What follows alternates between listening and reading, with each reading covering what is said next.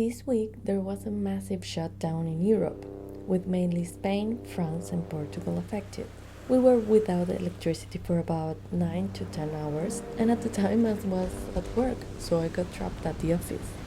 I decided to leave early to stay at home and try to change this vulnerability and dependence of technology into something fulfilling. This kind of situation shows the dark side of some people, but also shows the kindness within others. How neighbors start talking to each other for the first time in window conversations, knock the door to know if the person next to you needs anything. Is the anxiety supporting, at least with a smile, to the people you care? And if you have the talent, give a piano concert like my neighbor.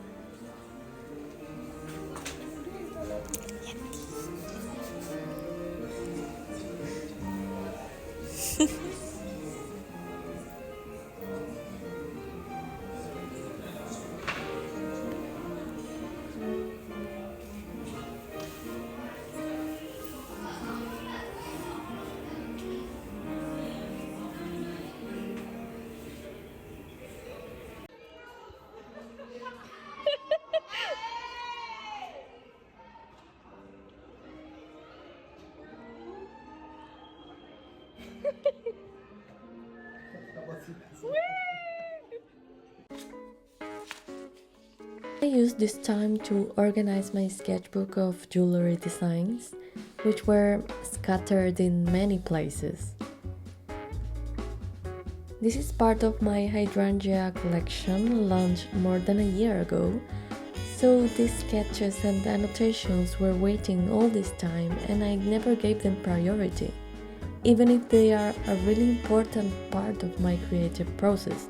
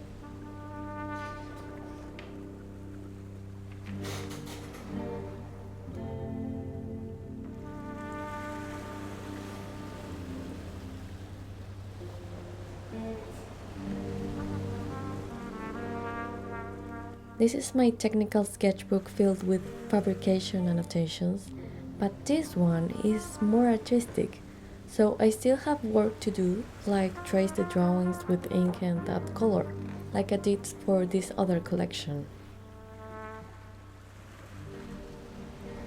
With uncertainties, we tend to forget what we have achieved, so I want to appreciate what I've accomplished, but also have new experiences and enjoy what is in front of me.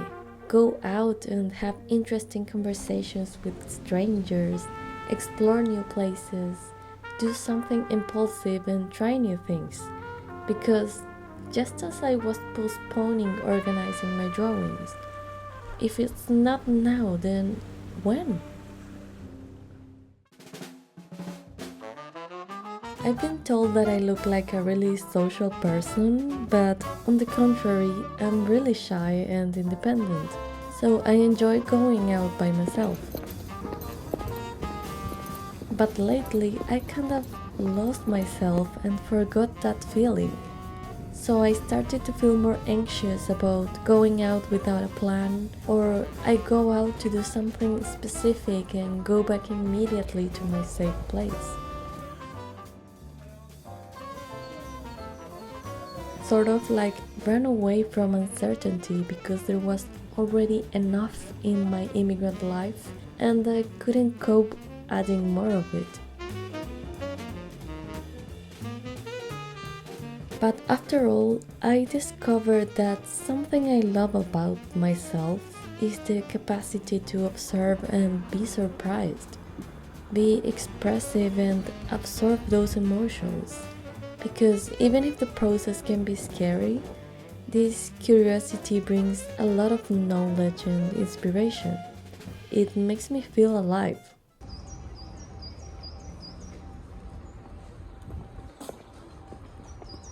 Going out alone can be challenging because we feel vulnerable and at first don't know what to do.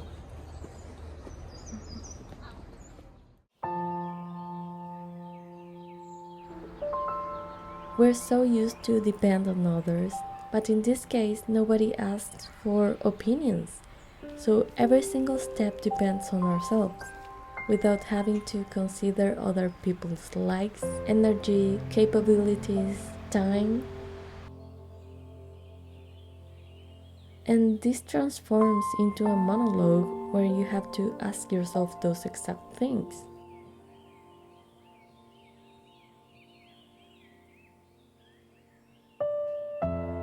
This liberation of pleasing others makes it easier to make decisions and actually do something you really enjoy and take your time at it. Solitude doesn't necessarily come with being lonely, and moments of quiet solitude are a chance to think about how others affect us, how we get influenced by all the external factors like noise in our lives, which makes us avoid our own inner voice.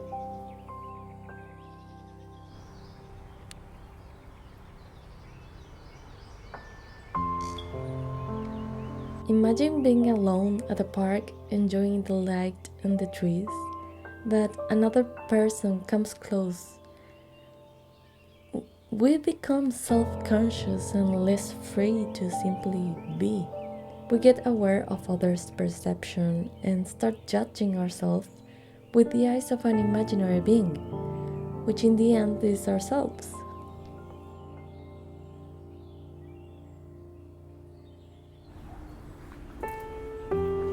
Solo activities can help to embrace the fear and dark moments, give introspection, self-discovery, and clarity. When we allow ourselves the freedom to explore and be exposed, we can find opportunities to be surrounded by beauty, inspiration, and knowledge.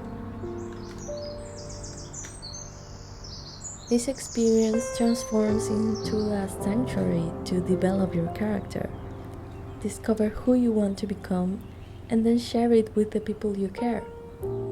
Because for everything, we need to find a balance. We are social individuals, and there's no shame in looking for company or asking for help and comfort in other people. It's just that everyone has a different pace, and we are slowly getting there throughout our lives.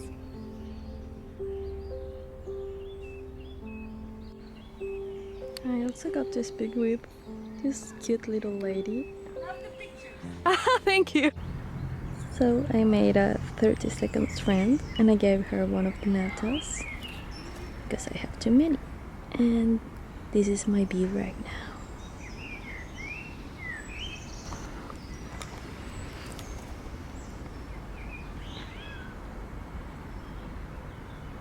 I probably won't have clarity if I'm doing the right thing or I'm in the right place, but because I want to believe that what I live at this moment is my right place, I prefer to allow myself and not blame myself for being scared.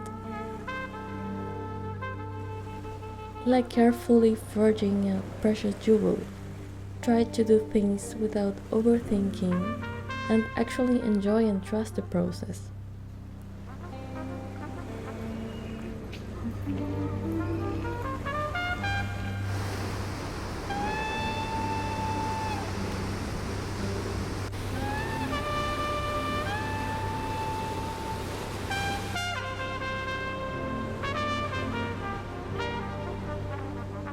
As always, thanks for watching and see you next time.